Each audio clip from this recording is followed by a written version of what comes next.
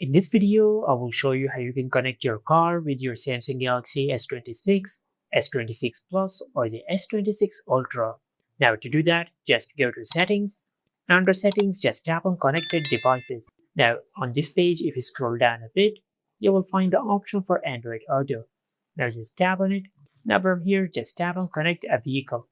And from here, you will find two methods to connect your smartphone with your vehicle. You can either connect your smartphone wirelessly or you can connect your phone with a cable. Let's check the wireless option first. For that, just tap on Connect using wireless Android Auto. And over here, you will find two other options to connect your phone with your car wirelessly. You can either press a button on the steering wheel of your car to connect your phone with your car, but if your car does not have that button, you can connect your car with your phone using Bluetooth.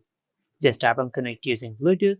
Now, if your car supports wireless Android Auto, the name of your car will be shown right here.